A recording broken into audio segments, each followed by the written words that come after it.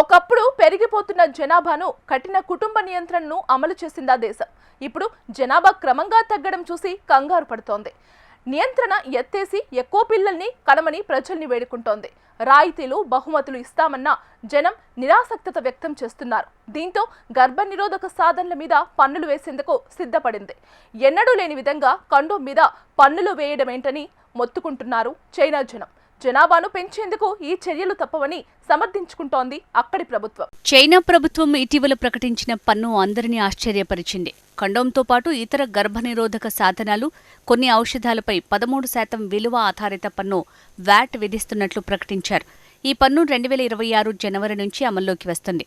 వాస్తవానికి వీటిపై కుటుంబ నియంత్రణను కఠినంగా అమలు చేయటంలో భాగంగా 1993 నుంచి పన్ను మినహాయింపు కొనసాగుతోంది. ఇప్పుడు దాన్ని ఎత్తివేశారు. ఇది గత 3 దశాబ్దాలుగా ఉన్న విధానానికి పూర్తి వ్యతిరేకం. ఎందుకు అంటే జనాభా పెంచేలా ప్రోత్సహించే దిశగా చేపట్టిన చర్యలు అని చెప్తున్నారు.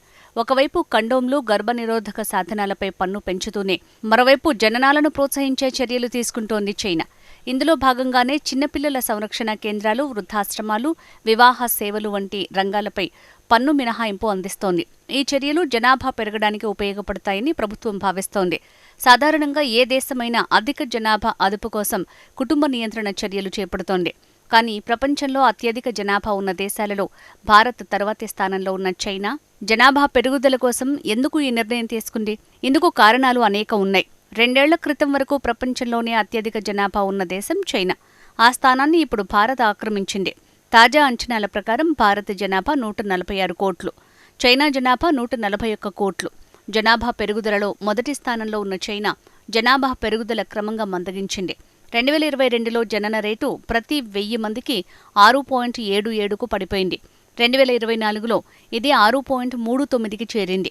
అంతేకాదు జనాభాలో వృద్ధుల సంఖ్య పెరుగుతోంది. 2023లో 21.1% నుంచి 2024లో 22%కి పెరిగింది. ఇది చైనా వేగంగా వృద్ధాప్యానికి చేరుకుంటున్న సంకేతాన్ని సూచిస్తోంది. అదే సమయంలో యువ జనాభా తగ్గుముఖం పట్టి 60.9%కి పరిమితమైంది. చైనాలో జనాభా తగ్గుముఖం పట్టడానికి కారణం గతంలో అమలు చేసిన వన్ చైల్డ్ పాలసీ. అప్పట్లో చైనా జనాభా 100 కోట్లకు చేరుకుంది. ఫలితంగా సామాజిక, దేశ అభివృద్ధిపై భారం పడుతోందని నాటి ప్రభుత్వం భావించింది. పేదరిక నిర్మూలన, విద్య, ఉపాధి, గృహ వసతులతో ప్రజల జీవన ప్రమాణాలను పెంచడం, నీరు, భూమి తదితర సహజ వనరుల మీద ఒత్తిడి తగ్గించడం కోసం జనాభాను నియంత్రించాలని నిర్ణయించారు. ఇందుకోసం ఒక్కరిని మాత్రమే కనాలి అనే వన్ చైల్డ్ పాలసీ 1979లో అమల్లోకి తెచ్చారు. జనాభా వృద్ధి రేటును తగ్గించడం ఈ విధాన ప్రధాన లక్ష్యం. ఇందులో భాగంగా ఒకరికన్నా ఎక్కువ పిల్లలను కంటే భారీగా జరిమానాలు వేశారు. వారికి ప్రభుత్వ పథకాలను రద్దు చేశారు. ఒకరికి మించి సంతానం ఉంటే అదనపు సంతానానికి జనన ధృవీకరణ పత్రాలు ఇచ్చేవారు కాదు. దీంతో విద్య, ఆరోగ్య, ఉపాధి, ఆస్తి తదితర ప్రయోజనాలు కోల్పోవాల్సి వచ్చేది. ఫలితంగా బలవంతపు అబార్షన్, స్టెరిలైజేషన్ పెరిగాయి. మగ శిశువునే కనడానికి ప్రాధాన్యత ఇవ్వడంతో ఆడపిల్లల సంఖ్య తగ్గి జనాభా సమతుల్యం దెబ్బతింది. చైనాలో వన్ చైల్డ్ పాలసీ కారణంగా కలిగిన లాభాల సంగతి పక్కనబెడితే దేశానికి నష్టమే ఎక్కువ జరిగింది. జననాల రేటు తగ్గిపోయింది. యువ జనాభా క్రమంగా తగ్గింది. ఫలితంగా పనిచేసే యువ కార్మిక శక్తి తగ్గడంతో ఆర్థిక వృద్ధి రేటుకు ముప్పు వచ్చింది. వరల్డ్ బ్యాంక్ అంచనాల ప్రకారం రాబోయే 20 సంవత్సరాల్లో చైనా 11 కోట్ల జనాభాను కోల్పోయే అవకాశం ఉంది. పిల్లల సంఖ్య తగ్గడంతో స్కూళ్లు కూడా తగ్గిపోతున్నాయి. అదే సమయంలో వృద్ధ జనాభా సంరక్షణకు అవసరమైన వనరులు పెరగటం వల్ల ప్రభుత్వ బడ్జెట్పై ఒత్తిడి పెరుగుతోంది. ఈ పరిస్థితుల్లో చైనా దీర్ఘకాల వృద్ధిని కొనసాగించడం కష్టమవుతుందనే ఆందోళన వ్యక్తమవుతోంది. ఈ జనాభా సంక్షోభం చైనా దీర్ఘకాలిక అభివృద్ధికి సవాల్గా మారింది. జనాభా తగ్గుదలతో ఏర్పడ్డ ముప్పును గ్రహించిన చైనా ప్రభుత్వం 2015లో వన్ చైల్డ్ పాలసీని ఉపసంహరించుకుంది. ఆ తర్వాత దీంతో ప్రభుత్వం 2016లో 2 పిల్లల విధానాన్ని, 2021లో 3 పిల్లల విధానాన్ని ప్రవేశపెట్టింది. కానీ ఈ చర్యలు అనుకున్న ఫలితాలు ఇవ్వట్లేదు. ఇప్పుడు చైనా ప్రజలు ఒకరికన్నా ఎక్కువ పిల్లల్ని కనడానికి ఇష్టపడటం లేదు.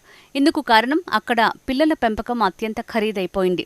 ఆర్థిక పరిస్థితులు, చదువులకయ్యే ఖర్చులు చూస్తే ఒక్క బిడ్డను పెంచడమే చాలా కష్టమని చెప్తున్నారు.